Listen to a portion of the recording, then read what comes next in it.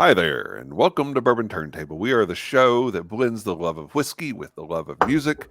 And with me tonight, as always, is Mr. Drew Crawley. Drew. Howdy, howdy. So, did you have the Derby winner? I did not, along with Oh. many other people. I unfortunately took a nap before Derby and was not conscious for the running.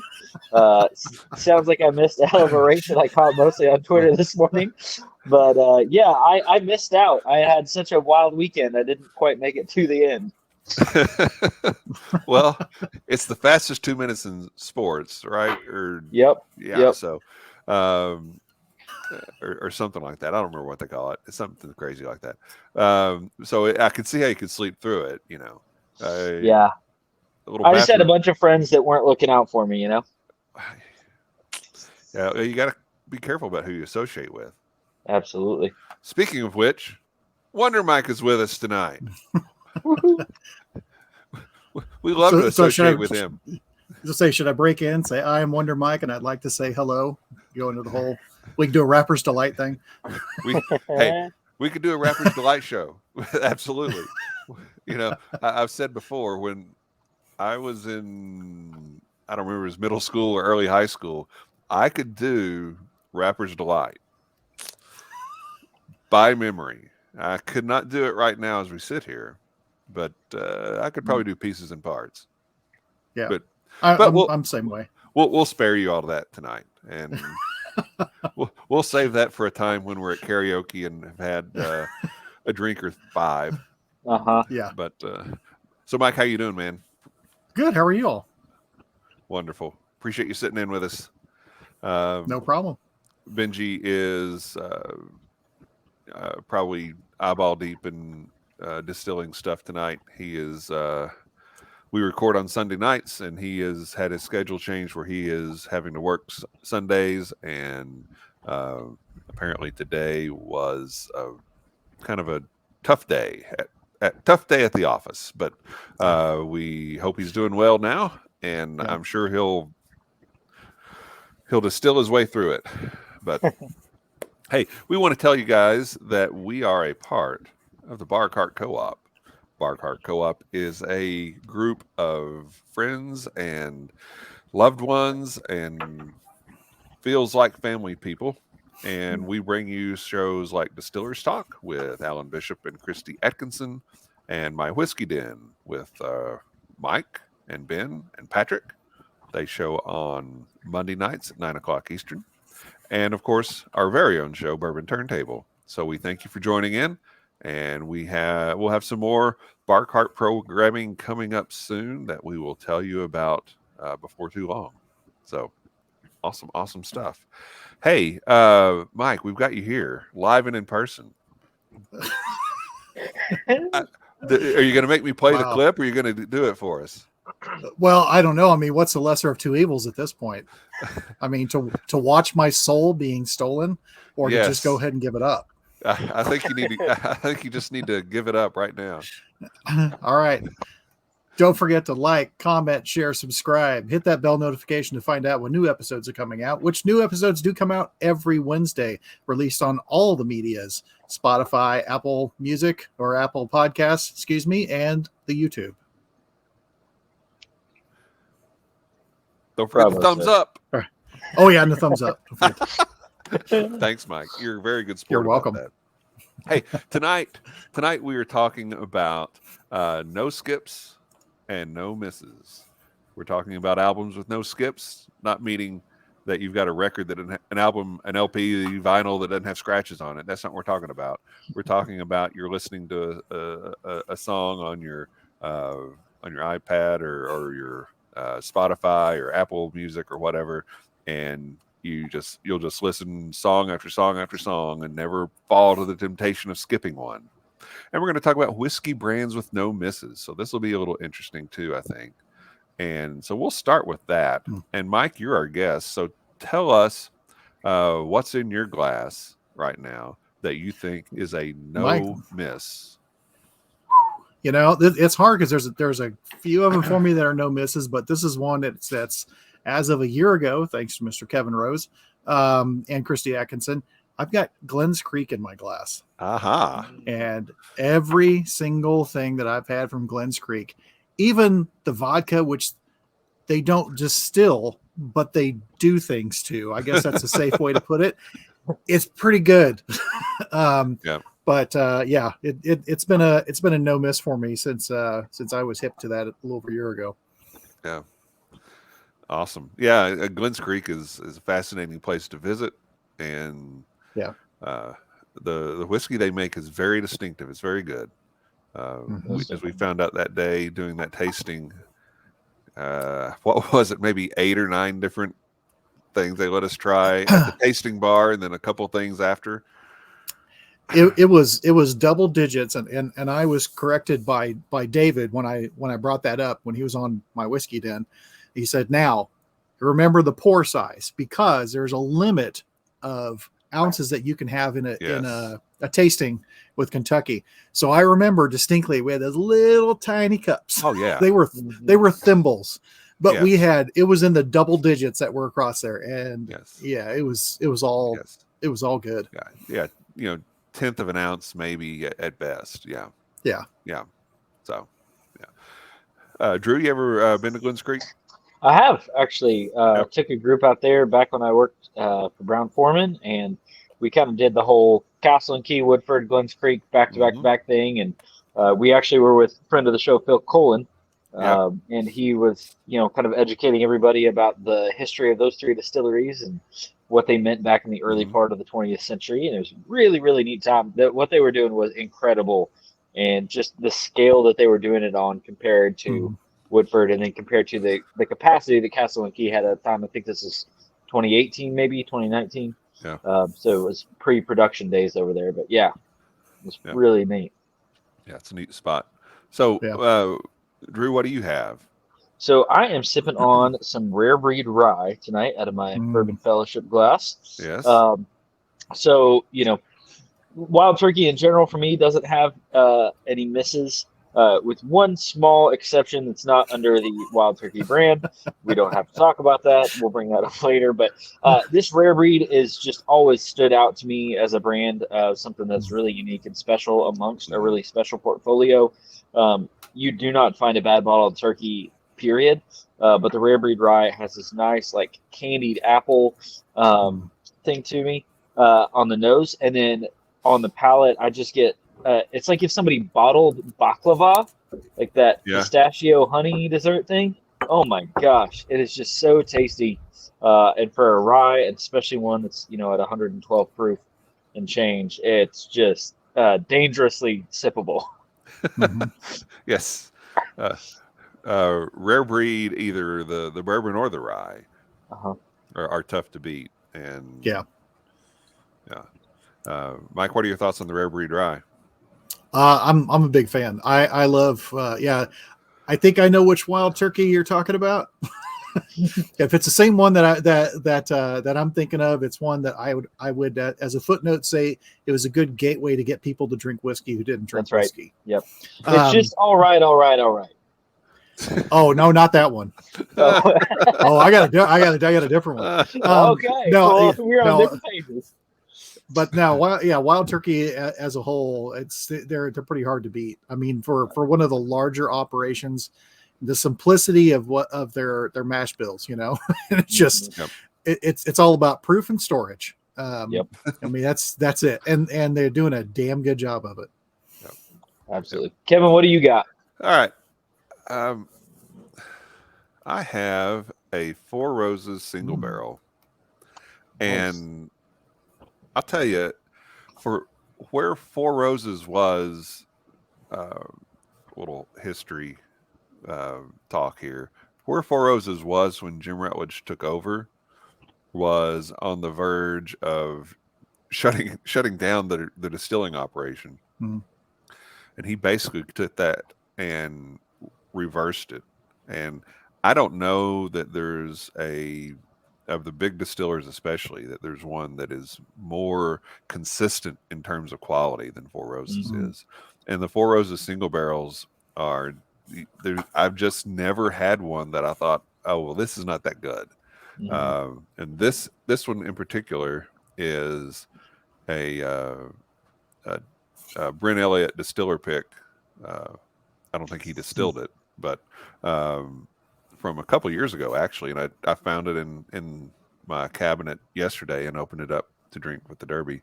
But it's not one of these super old ones. It's 8 years, 10 months, OBSK.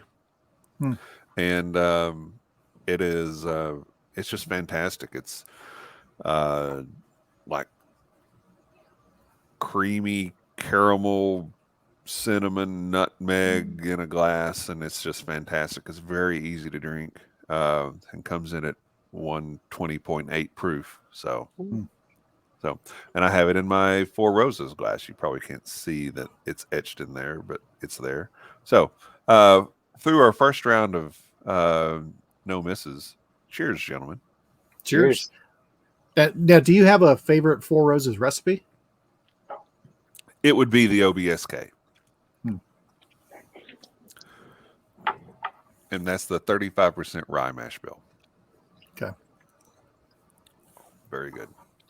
So I'll circle back around with this, and I'll talk about Wild Turkey for just a second, and my close personal friend, Jimmy Russell, who I had a photograph with one time. I've never had a bad Russell's Reserve pick either. And they've not become outrageously expensive like the Four Roses single barrel picks have. And they're just always very good. What's your all's experience with those? Yeah, I'm right there with you. Yeah. I've never had a bad one. I've had some I like better than others. That short barrel that you picked a couple years back that we finished off the other night was just, a head and shoulders favorite. But I've never had one I'd turn my nose up at. Yeah, I agree. I think they're to be that big and to have the consistency, but to have that much, I don't know, that to be that layered, with their whiskey.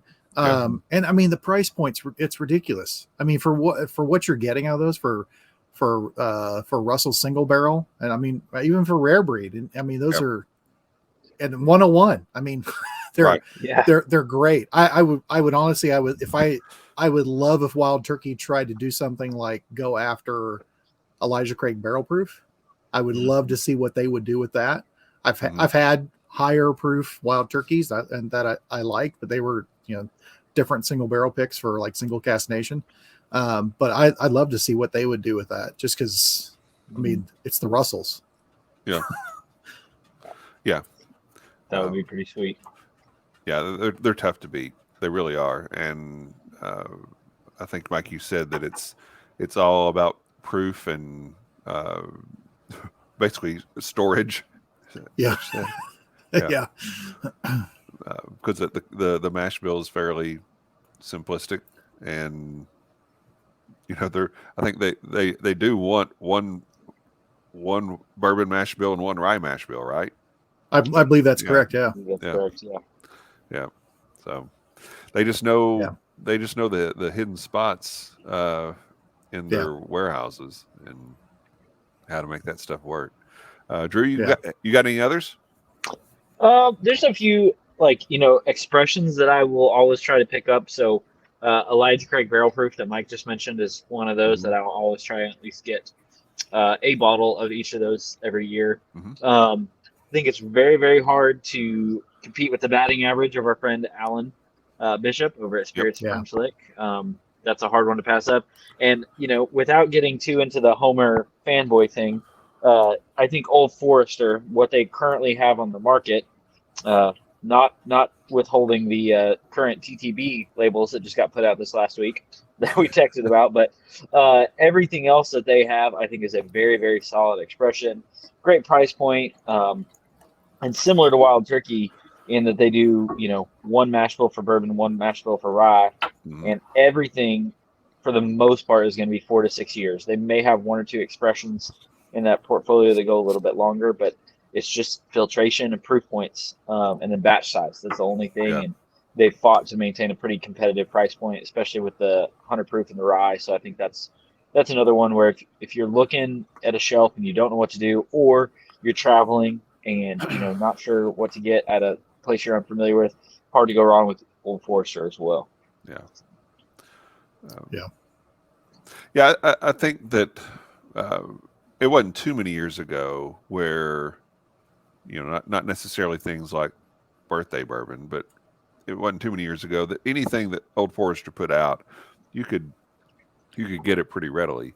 And then the single barrels have become nearly impossible to get.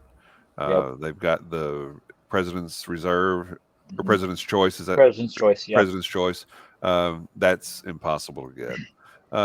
So they've got a few things that have become allocated, if not by design, by demand, which that kind of takes a little bit of the luster off of it. But I there for a while, I thought Old Forester was really on a roll as they were bringing out that Whiskey Row series, and just bringing out really good product that was different and pretty reasonably priced and readily available.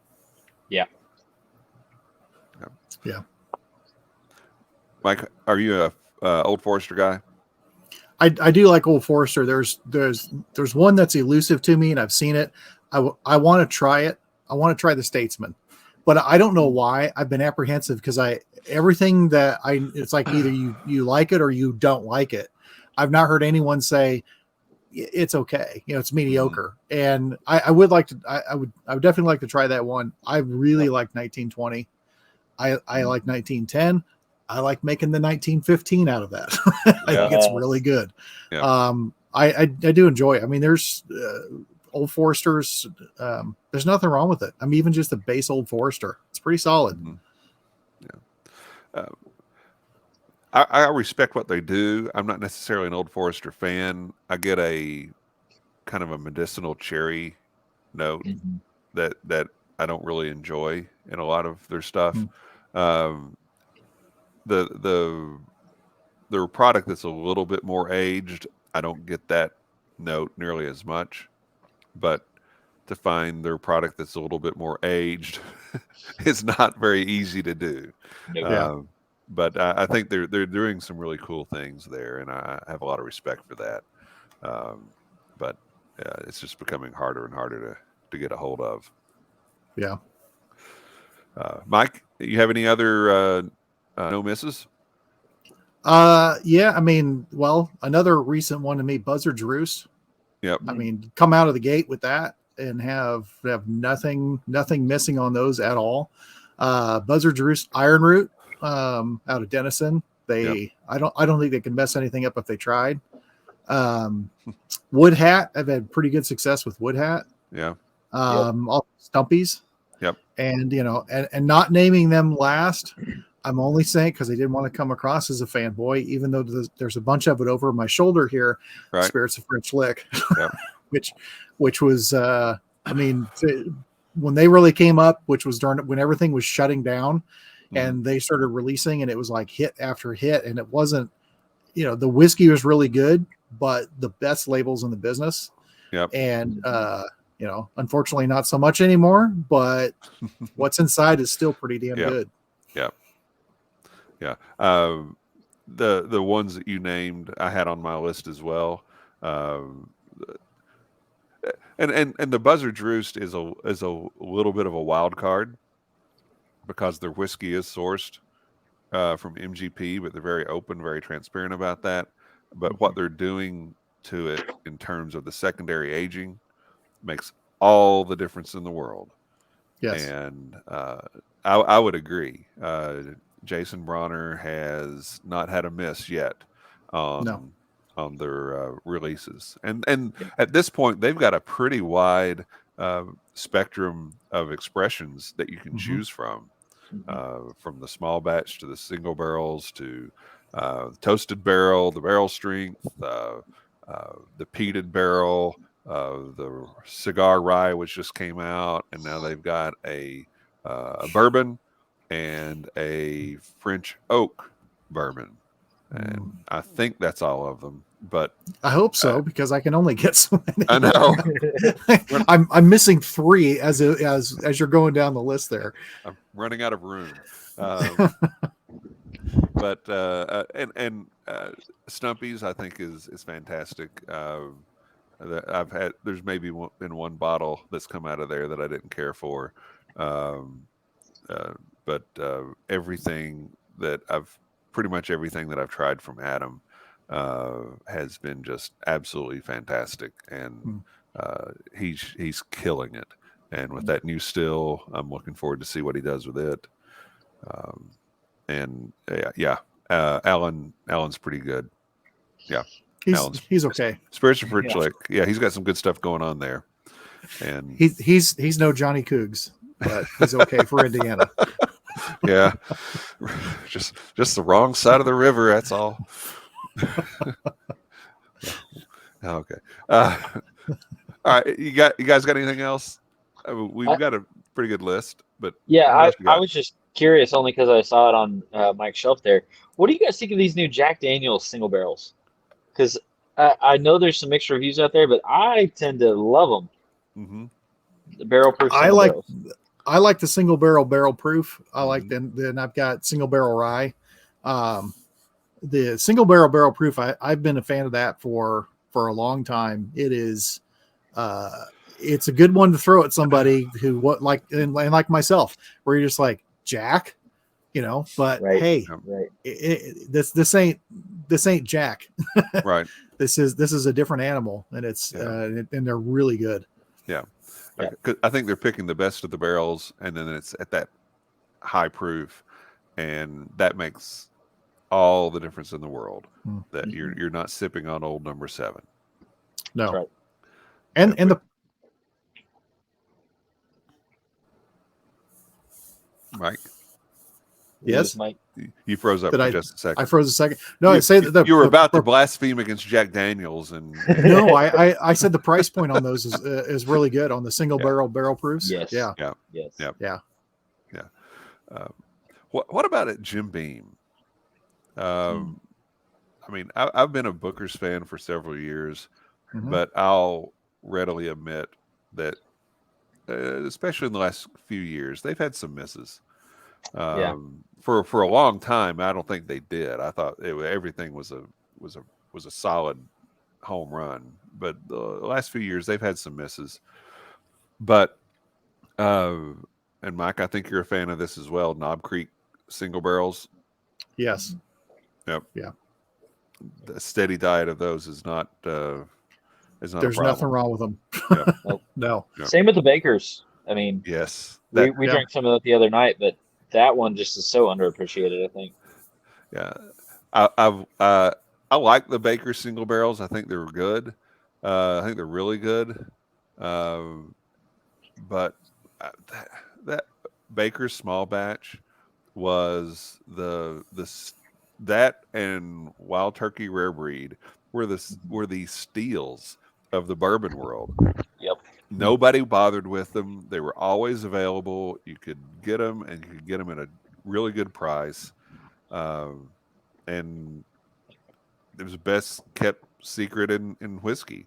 But every now and then I'll still see a Baker small batch on a shelf, and if it's at a price that they don't know what they've got, I'll buy it. So.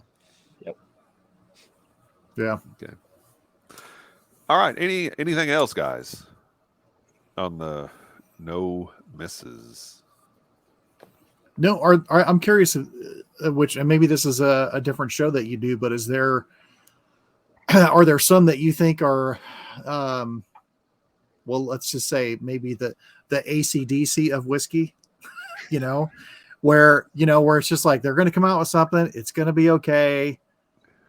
They're just. Because I thought about this today. There's actually two distilleries that I would say. Well, I don't care. I'll say Heaven Hill and Buffalo Trace that I would say are the ACDC and Rolling Stones of whiskey. People are gonna pay extra money to go and see them. You're gonna get some of those old feelings out of them. You're gonna remember. You remember why you liked them. but there's nothing that's really going to knock your socks. You're just going to be like, they still got it, man. Yeah. Oh wow. Yeah, I would agree with the Heaven Hill, for sure. Pretty much any time these days, I steer clear of Buffalo Trace just because it's not worth, hitting a bunch of other grown men with a stick to get to a Buffalo Trace small batch bottle.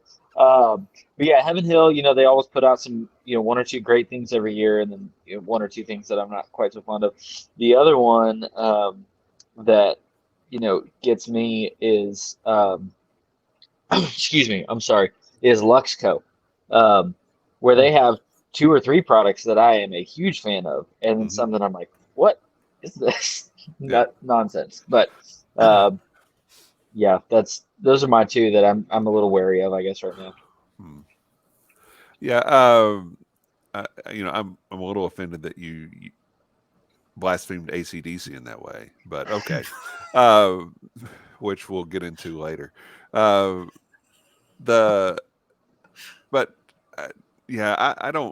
don't chase anything at Buffalo Trace anymore. It's just, it's not worth it. I mean, you may not be able to see it, but back here behind me, there is a little stave with all of the Blanton's toppers on it that I got, several years ago when you could find Blanton's sitting on the shelf. And I remember when I was looking for the last letter, we'd gone out to dinner with our friends, the Coles. You guys know Tom. And so we were talking about that over dinner, and we just decided, well, we'll stop by a couple of stores and see if we can find a bottle with that topper. And so we stopped by the Kroger liquor store first, and they probably had 150 bottles in the little boxes just sitting out there. Jeez. And so we're just there opening the boxes to see what the letter was. And guy behind the counter, he didn't care. And we finally found the letter, and we went and checked out, and that was it. But it was just for the novelty of it. It wasn't because I've got to have really average whiskey in a fancy little bottle. So yeah, Buffalo Trace doesn't do that much for me. It makes me sad that E.H. Taylor is the small batch and the single barrel have become impossible to find. But such is life. Such is life. All right, well, we're going to wrap up side A here, and we are going to move to side B, where we're going to talk about our albums with no skips. But first, we're going to tell you a little bit about this event with Alan Bishop. We've talked about Alan tonight and his work over at Spirits of French Lick in southern Indiana. Alan is giving a presentation on Friday, May 20th at the John Hay Center. It is on the history of distilling in Indiana's Black Forest. Now, Alan did an event like this not too long ago at Beck's Mill, and it was very interesting. He went into a lot of history on distilling spirits, really, way back like prehistoric times. I think he talked about cavemen making vodka, actually. But at 6 o'clock, there'll be a tasting. At 7 o'clock will be his presentation. Admission is $15, and you'll get some nice pours of the various products that Alan has made at Spirits of French Lick.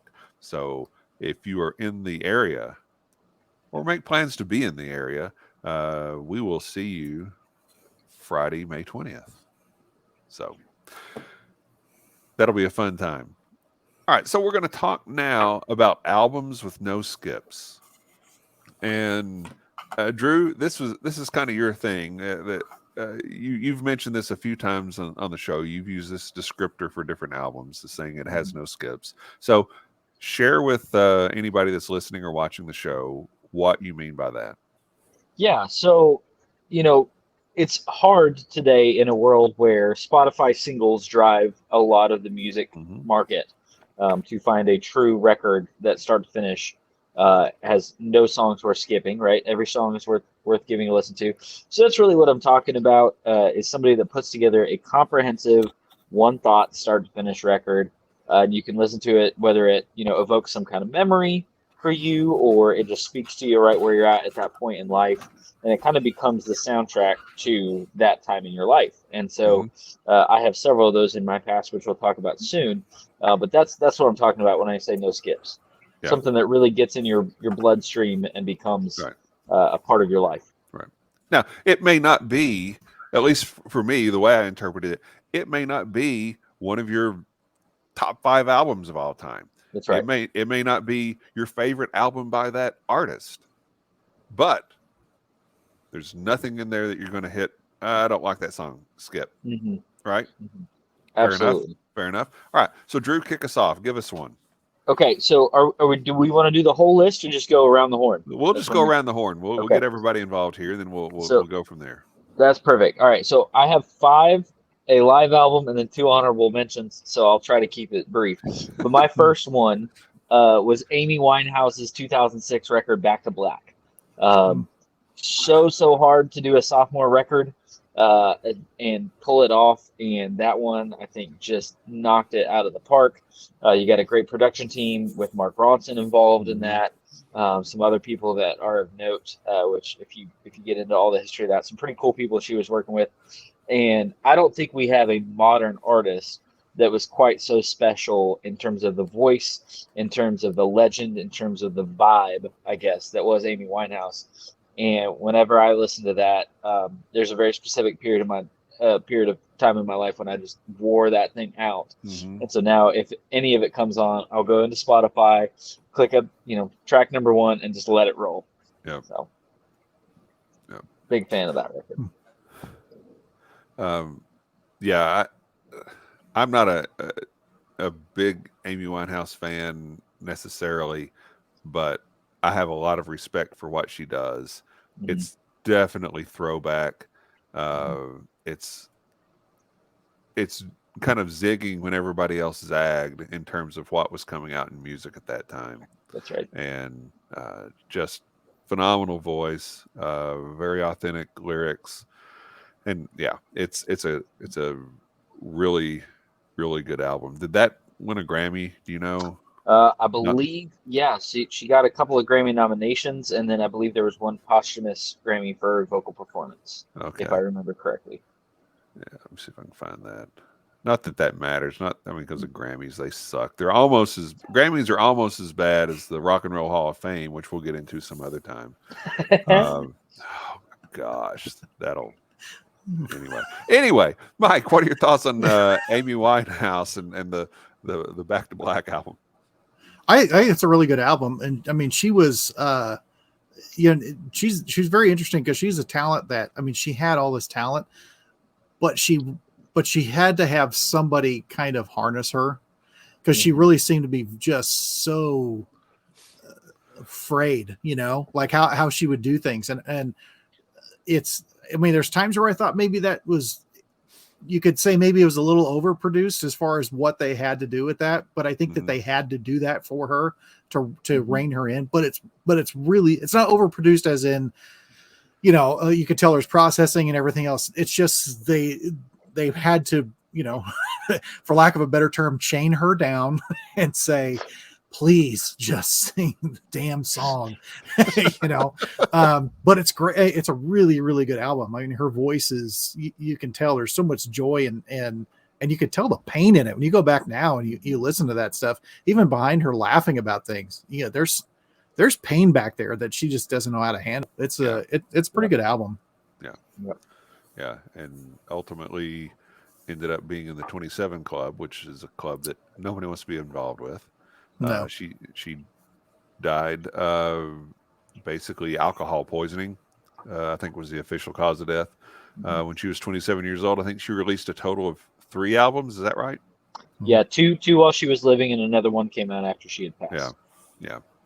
And it kind of harkens back to somebody like a Jimi Hendrix in terms of the influence that somebody had in such a short period of time. And so, yeah, that's a solid start for us, Drew. Mike, what do you have, sir? Mine actually, it's a fairly recent one. Well, at least what 3 or 4 years ago now. John Prine's Tree of Forgiveness. Yeah, buddy. And that one, you go look at a lot of John Prine albums, and they're all very solid. And part of it, with me as I get older, I used to listen to John Prine. It's like, it's fun, it's clever, I like it. But then as you get older and you start picking up on a lot of different things on there, but Tree of Forgiveness was one. I think there's people, I wouldn't say wrote him off, but it hadn't really put out anything like that. But it was solid, and it was so good. Like every single track on that album that other people would kill to have those, and to have his talent and his writing but not only that, his delivery on it, and him with his as one of my friends refers to it, he referred to it as Johnny Cash, his old man voice. But John Prine with his old man voice, it's just I don't know, it makes me want to listen to it more, and it made me miss him a lot more. And one of the last track on that album, When I Get to Heaven, that's on my list of things to play at my funeral, just because it's got a little bit of everything on there. But man, to me, it was just an absolute solid album. Yeah. And Drew, I think that we've talked about Dave Cobb before as a Dave Cobb production. Indeed. We've talked about producers that have no misses. I think that he is one that's in that realm. And I know you, Drew, you're a big John Prine guy. I am. I actually have one of his records on my list. Yeah. And you do some John Prine songs in your set when you play, right? Yep. Every now and again. Yep. Every now and again. Yeah, John Prine's tough to beat. Just an incredible songwriter. So that's a good one. Okay, my first one is by the Who. Who's Next? Mm-hmm. Came out in 1971. It reads like a greatest hits album, and it's not. It's got Baba O'Reilly and Won't Get Fooled Again, Behind Blue Eyes. It is, it's just an incredible album. There is not a song on there that you pass over. It is not my favorite album by the Who. That would be Quadrophenia, and Andy Kasperzak, Jolie's husband. Andy and I have had a bonding moment over the Quadrophenia album, but Who's Next is it? There's just not a song on there that is not top shelf. There's nothing on there that I think is that I don't really want to listen to that. Let me go on to the next one. Quite the contrary. There are times where I'll skip back and listen to songs again before moving on to the next one. How about you guys? Fan of the Who? Fan of Who's Next? Definitely. Yep. I'll admit, I for a long time had a problem with the Who, because I had a school teacher who was, for lack of a better term, a total ass. And he was also a big Who fan. Yeah. And so I associated the Who with Mr. Durand. And then as I got older, I found that I think Pete Townshend's an ass. Yes. And just, I don't know, there's a lot of other things about where I'm like, okay, I get that he's part of it. Would the Who be the Who without him? I would say yes. I'd say it's more about, I think that the Who would have been just as good with a different guitar player. However, as a whole, I think I appreciate them. I liked it when they came back. I think didn't they play at one of the Super Bowl halftime shows? They did. Well, Roger sang, Pete played. But it's I have mixed feelings. I do. There's songs I hear now, I'm like, okay, I do really like that, but it's really hard during those formative years, when you associate that band with somebody who is just not a good person. Right. Now, there may be certainly better guitarists than Pete Townsend, but I don't know what this mythical version of the Who would sing, since Pete Townsend wrote all of their songs, with the exception of very, very few tracks. So I don't know that the Who I don't know that the Who would be better off without Pete Townsend, but I can confirm that Pete is probably an ass. I saw them in Las Vegas at Caesar's Palace, and I don't know. This is probably 5 years ago now, and the he was arguing with the guitar tech the entire time. They'd bring him a guitar and he'd play it, and he didn't like the way it was tuned, and he'd hand it back to him, and then at one point he just lets the rest of the band continue to play, and he kind of walks off to the side, but you can still see him. And he shoves the guitar tech out of the way, takes the guitar from him, tunes it himself, and goes back out on stage. He wasn't happy. Now, maybe he had a good reason to not be happy, because this guy, you had one job, tune my guitar. But he did not cut that guy any slack at all, and you didn't see him again the rest of the show. So sounds about right. Yeah. So the Who's Next? I think that's a fantastic album, man. All right, so I'll throw out another one, and then we'll circle back around.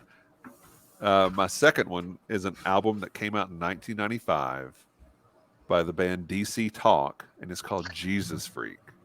Uh-huh. And that may, taking things in a little bit of a different slant, but that to me it stands up in comparison with quote unquote mainstream rock albums all on its own. And I know it's a contemporary Christian rock album, and kind of gets put into that genre, put into that box. But the songwriting on this, the vocals on this are just top notch, and so that's one of mine that is no skips. It's a good one. Yep. We wore that out when I was in the youth group coming up. Always in the vans and on the bus rides, and Yep. Yeah. Fun fact: my wife Cindy's brother was working as a sound engineer back in that time, and worked on that album. No kidding. Yeah, just a little bit, but he was there. He was there, and actually worked on their the album after that too, and got credit in the liner notes. So anyway, Mike, what do you have next, sir? Next, I would say another one. Well, let's talk about old man voices. Johnny Cash, American Recordings. Man. There's I mean, always loved Johnny Cash. Growing up listening to Johnny Cash, and I didn't know that that album had come out. Like when it had come out, and there was a song. It was a local rock station here in Kansas City. I don't even remember what song it was. They played a song off of it, and it was just like, now why are they playing? Now wait a minute, where did this one come from? And then of course they immediately go back and get it. But from everything about how the album was put together, Johnny Cash had a lot of work left to do in him, and every single one on there. I mean, there's some dark stuff on that album. There's some songs that first track, Delia's Gone. It's just straight up, murder, but then old classics like Tennessee Stud and things, but it's and then what was the other one? Like a Soldier. That's a really good one. It can be hard to listen to. Man Who Couldn't Cry was kind of funny, the John Prine way. But again, as you get older and deal with heartache and stuff like that, then you're like, wow, that's not a funny song at all. Yeah. But yeah, no, it's super, super great. I love that album a lot. Yeah. I think, again, a producer that we talk about a lot on the show, Rick Rubin, was involved with that, kind of spearheaded that with Johnny Cash. Great band on that record too. What's that? Yeah. I said there's a great band on that record too. We've talked about that ad nauseum. Yep. No, it's a man that it was so cool that that Johnny Cash kind of, for lack of a better term, resurrected his career with the stuff that he did with Reuben, and yeah, that's a solid choice. Yeah, I think there would be an argument for at least any of the first three that he did with Reuben. Yep. The one that was kind of posthumous was, he recorded that right after June died. Yep. And that one, you listen to him sing "First Time Ever I Saw Your Face," and that is gut wrenching. He's singing it to June. 100% he's singing it to June, and it's like that's all he had left in him was to do that stuff, and it's just and then you got Tom Petty as backing vocals and backing guy on there. That's not a bad group to be in. So that's a outstanding choice, Mike. Drew, what's your next one? All right, so I have what I think might be the best whiskey drinking album to ever exist. It's 1982 George Jones and Merle Haggard, A Taste of Yesterday's Wine. And those two knuckleheads got together and put out some great songs. Brothers of a Bottle, I Think I'll Just Stay Here and Drink. Almost Persuaded, the best song ever written about having an affair, I think. It's just, man, there's some really, really good tunes on there. And if I'm going to sit back with the boys, have a couple of drinks and we're not going anywhere, that one's going on my turntable quite often. I think Must Have Been Drunk is on that. Yeah, must have been drunk when I said I was going to stop drinking. I think that's the lyric. Yeah. That's some really good old school stuff, Drew. And that was probably out a quarter century before you were born.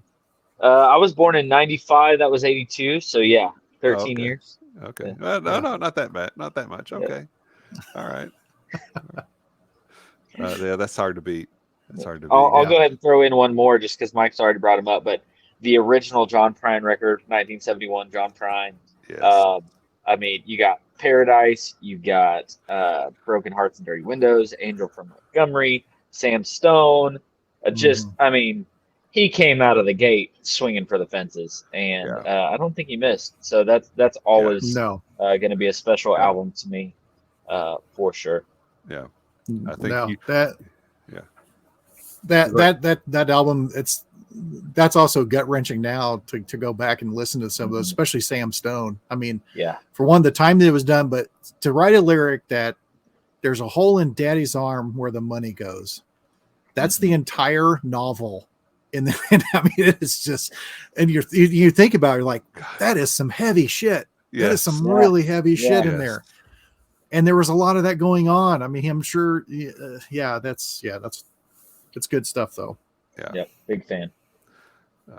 He can paint a picture with the phrase, and he's an amazing songwriter. And that again, that was his first album, and he killed it. He just absolutely killed it. And Drew, I think there are a couple of songs on that. Yeah, you do. Yeah. I play Paradise off that record quite a bit, and then Angel from Montgomery, everybody does. That's I was joke with Caitlin because whenever we go to Nashville, my douchebag music bro test is to tip the band and ask them if they know any John Prine, if they play anything besides Angel from Montgomery. I know they're real deal. Okay, yeah, and we've talked at some point we're going to do a show about cover songs. Yes. And what are the most covered songs? And I'd looked this up at one point. I don't remember what it is, but Angel from Montgomery has to be up there. Absolutely. And for good reason. But I got to think there aren't a lot of people that do it really well. So anyway, Mike, what else do you have, sir? Anything? Oh yeah, there's a few of them I got. Lyle Lovett, Joshua Judges Ruth. Oh wow. Yeah. That was I before or after Julia Roberts? Well, I tell you what, on that this would have been before Julie Roberts, or maybe during, actually, because it was early '90s. But yeah, the whole thing with him and Julia Roberts, he gave hope to a lot of us when that happened. Because for many reasons. But no, that him, Lyle Lovett, I've seen Lyle Lovett a couple times. Him with his large band is great. But man, that's just upbeat and soulful and homage to old country. And it's just I'm trying to churches on there. Yep. And she's leaving me because she really wants to. Yep. Which is great. Fly Swatter is great. You just sit there and Lyle Lovett's great. And I know he's got another album coming out, and I'm really looking forward to that. Yeah. I don't know that Lyle Lovett gets enough credit for his ability as a songwriter and as a performer. He's pretty special. And me being the D-bag bringing up the Julia Roberts thing, that's how most people can relate to Lyle Lovett. But that's the literal tip of the iceberg to who he is and what his career is. So that's a great. Yeah, he was. I remember when he came out, he was the goofy country guy with the weird hair. But it wasn't really country. It was country, but it wasn't country. It was right. For lack of a better way to categorize it, it got categorized as country. Yeah. Well, my next one is Tom Petty's Wildflowers album.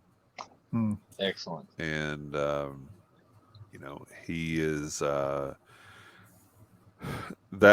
wasn't his first solo project, but I think that it was absolutely the best of what he had done.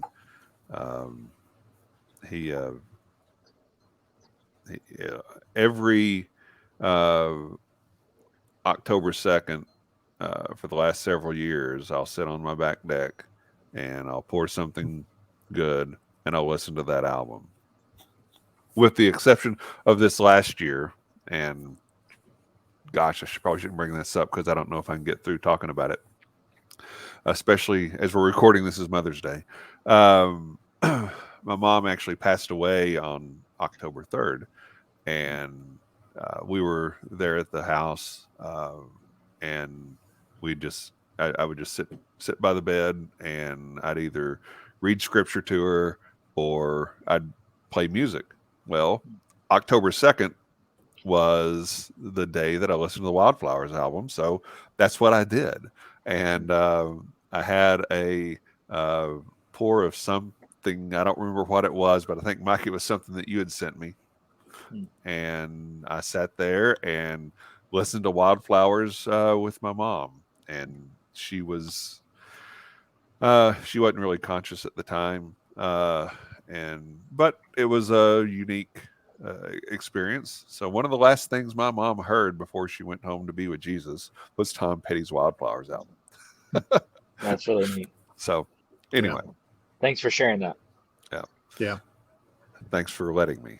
And so anyway, the Wildflowers album is exceptional.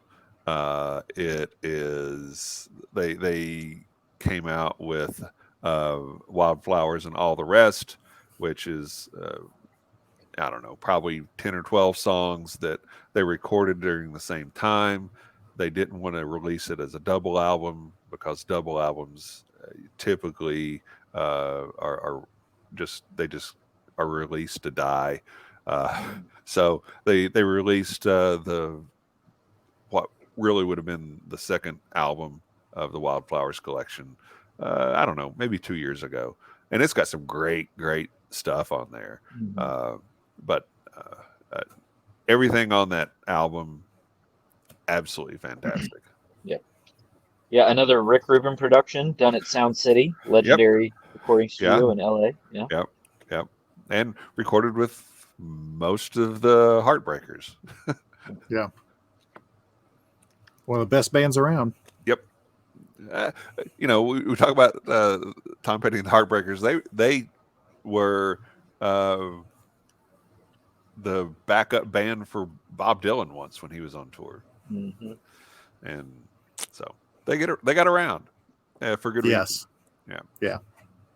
All right, so I'll circle back around with Led Zeppelin's "Houses of the Holy," which came out in 1973. This was their 5th album, and that's the one with the little kids on the rocks, naked, and if you need that kind of reference to remember what album that is, but it does not.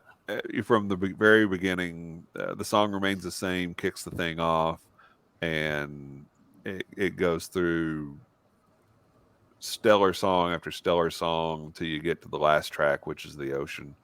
Now, the actual song "Houses of the Holy" came out on their next album, which was a double album, Physical Graffiti. But "Houses of the Holy" was actually recorded during the recording of this album. So, Led Zeppelin, big time. So Yep. I don't want to open a whole can of worms because I know we've been going for a minute, but if you had to talk greatest bands of all time, just in terms of musicianship, Led Zeppelin, the Heartbreakers, or the E Street Band? If you have to choose a backing band for a show, who are you putting up there? First of all, we're throwing out the E Street Band. Okay. Straight out. Okay. Not a problem. I don't know if we're looking for just a backing band. I would probably pick the Heartbreakers, but if I'm looking for the probably the most musically talented band, from vocals to bass to guitar to drums, I don't know that you're going to beat Led Zeppelin. Yeah, sure. Yeah. Is there any other bands that deserve to be in contention in that conversation in your mind? If you take Traveling Wilburys and the Highwaymen and other supergroups out. Right. I don't know. It's a good question. Is a good question. I don't know. Yeah, go ahead, Mike. No, one band, and because it was an album that was one on my list, just as far as a tight band that's been playing around forever. Now, but I don't think that they would have the flexibility necessary, but for a lot of different songs. But I'd say Little Feat. Yeah. I mean, just with the musicianship and everything's there, but Right. But I agree with you, Kevin. I mean, if I had to say, give me a backing band, I 100% you'd have to choose the Heartbreakers, Right? Yeah. Because they can play anything. I mean, they've got great musicians and they can play anything. Right. Yeah, I think that'd be tough to beat. I mean, I certainly make an argument for somebody like the Tedeschi Trucks Band, but Oh yeah. why do you need a backup True. band when you've got that? So Yeah. Yeah. and there was talk. There's been talk of the Heartbreakers getting back together and finding somebody else to sing lead vocals. That would be tough to do. A lot of at least tough to do successfully. Yeah. Yeah, I read a little Reddit post that said that they were in talks with Jacob Dylan, and I was like, that would be pretty interesting. Yeah. You're gonna have to lower the key on a lot of this stuff. Yes. Be tuning down, boys. Yes. Yeah. Yes. But yeah, I would love it. Yeah. I'd go see that show in a heartbeat. Yeah. Okay. Because it's a segue, I'll throw out my last one and then we'll go back around one more time. A band that did successfully transition lead singers was Acdc. The first album they did without Bon Scott and with Brian Johnson was Back in Black in 1980. Bon Scott died in January, February of 1980. and those guys, they didn't wait very long before they started auditioning new lead singers, and had the Back in Black album out before the end of the year. But that's a no skip album for me. Mm. I know Mike hates it. Mike hates ACDC. He hates Back in Black. But that's I don't know. I do not hate it. I do not. I thought it's a great album. It's a really good album. Yeah. My comment strictly had to do with them when they do put out new albums. It's like, look, I want to go to the show and I only want to see. I want to see what I want to see and hear right. what I want to see and hear. Yes. It's sometimes painful when they say, "Here's one from the new album." That's when you go to the bathroom. Yeah, that's exactly what happens then. And there's a long list of bands, unfortunately, that they put out a new album so we can go see them on tour and hope that they don't play anything off the new album. Yeah. Right? True. ACDC is probably one of those. There may be one or two decent songs on recent ACDC albums, but if that's the sitting through those is what you've got to pay to hear everything else that you want to hear. All right, whatever. Yeah. Except for maybe the guy that the drummer that paid to have somebody killed. I don't think he's with the group anymore. Yeah, no. Mike, give us one more. You got one more in you? One more. I mean, well, it's an easy one. I'll throw two. One easy one is Allman Brothers, Eat a Peach. I mean, that's too easy. Just because it's the Allman Brothers and everything on it is good. That album will live on forever. But actually one of them's kind of maybe more I don't know. Not everyone would agree with it, or not everyone would say that they've heard of it. But John Hyatt, and I've got there's two of them I was stuck on, and one of them was Bring the Family, and the other one was Perfectly Good Guitar, because both of those I could go through everyone. Bring the Family probably more so. Every single song, super strong songwriting, good singing, perfectly good guitar is that, plus he's getting a little nasty with the guitar, and it's awesome. So good one. Great one. Yeah, the Eat a Peach has my favorite Allman Brothers song, Wasting Time No More. I think that is just killer. Drew Crowley, what else you have, sir? You got one more? I'll finish it up, and then I have some honorable mentions. I'll just do briefly for the sake of time. But the album by my favorite artist, obviously Rustin Kelly, Shape and Destroy. Yep. That is a great album on the theme of forgiving yourself, and that is something that I've struggled with for a long time, just with choices that I made and things that I've done in the past. And that was one of the first times I heard an artist really go through that in a way that connected with me and pushed me to be hopeful that at some point I might be able to forgive myself. So there's songs about, addiction and divorce and hoping to be a better person. And all those things just really connected with me in a really important time, in a really important way. The album musically is beautiful. He experiments with all kinds of different tunings with his guitar and some great stuff there. But just the theme of being hopeful and forgiving yourself is just about the most perfect songwriting that I've heard on those topics. So that's always just really connected with me, and I don't think there's a miss on it. I really like Rubber, and I really like Hallelujah Anyway. I think that's the last song on it. Yeah. Those are good. Those are good. And then I'll just throw my honorable mentions in there. I know we didn't do live albums, but John Mayer's Live in LA is perfect in my mind. The acoustic set, then the jazz trio, and then the full band pop set, just all bangers. And then I didn't include these other two just because they are compilation albums and supergroups, but the first Highwayman record is on my no skips, and then the Ella and Louis duets albums. My grandparents had all of those on vinyl when I was growing up, and they're getting ready to celebrate their 60th wedding anniversary next month. Oh, wow. And we're doing a big family get together and a thing, but they asked those of us that couldn't be there to record some kind of video or song or something to send to be a part of that day. And so I was re-listening to those albums the other day, and I was like, man, these are all freaking great. It's just nostalgic, and you can't beat those voices. So I would recommend those to anybody, both of them.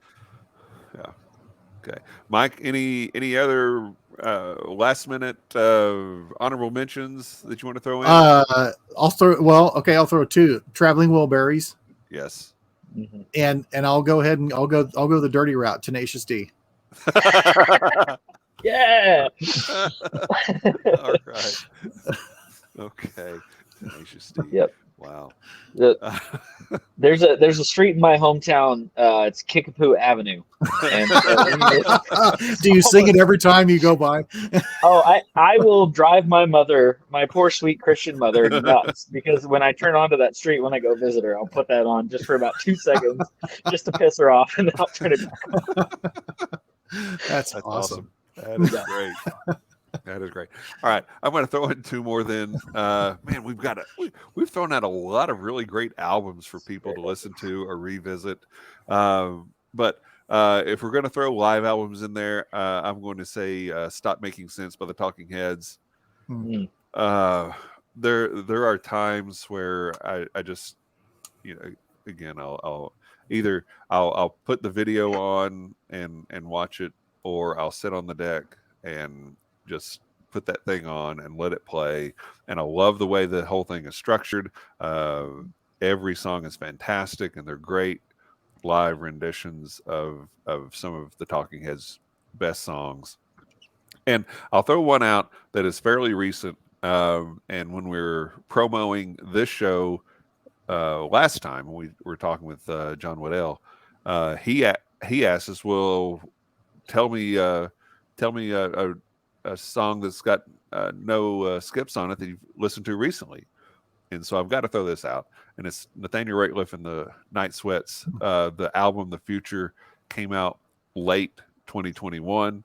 It came out late enough in 2021 that I'm going to qualify it for my 2022 album of the year nominees. Yep. So you'll hear from that again. It is just great from start to finish. Great from start to finish. And you, Drew, you saw they were playing in the infield on Thursday at Churchill Downs. Yes. Yeah. I'd sat up there for a couple hours and listened to them play. And I mean, they're just as good live. Remind me sometime, and I'll tell you the story about the time I got really drunk with their saxophone player at a bar in Nashville. And we spent a wild night and ended up in a hot tub together, just the two of us. So I'll save that story for another day. But yeah, great record. Great record. All right. I cannot top that story. I'm not going to try. So we will just move on. And we'll say, Mike, tell folks where they can find you and what you do. Easiest place to find me, it'd be live on Monday nights on My Whiskey Den. We generally focus on craft whiskey. We try to interview as many people as we can. We're all getting back in the swing of stuff between Ben's job changes and Patrick moving and everything else going on. We've gotten behind, but we've got some really fantastic people on there that it's just, as we say, it's a conversation after the distillery closes, and we like that. We have a good time, and Drew's been on there, and Kevin has also. So yeah, this is all kind of incestuous all of a sudden. I don't know. Speaking of Pete, but in a good way. Drew, how about you, buddy? Yeah, you can find me on Instagram at drew.crawley63 for music. You can follow me on Twitter at drewcrawley63 for general sarcasm and snark. And I'm now on TikTok making music. I know. They told me I had to. So you can find me at Drew Crawley Music on on TikTok if that's your thing. I won't promise any regular content, but yeah, it's out there if you want it. All right. Bourbon Turntable. Wherever you want to look, we're there. You can watch the show on YouTube. You can listen to it on Apple, Spotify, or Google Podcasts. We are on Instagram. We are on Facebook. We're on Twitter a little bit. So check out Bourbon Turntable. As Mike would say, like, share, subscribe, comment. Don't forget the thumbs up. And next week is going to be a fun one. Drew, what do we have? We're talking Chris Cornell and Soundgarden. So one of all of our favorite groups to exist. So it'll be a fun show coming up next week as well. Yeah, that'll be absolutely fantastic. So until next time, on behalf of Mike and Drew, who are here, Ben, who is here in spirit, cheers, love, and free bird. Cheers. Cheers. Good night, folks.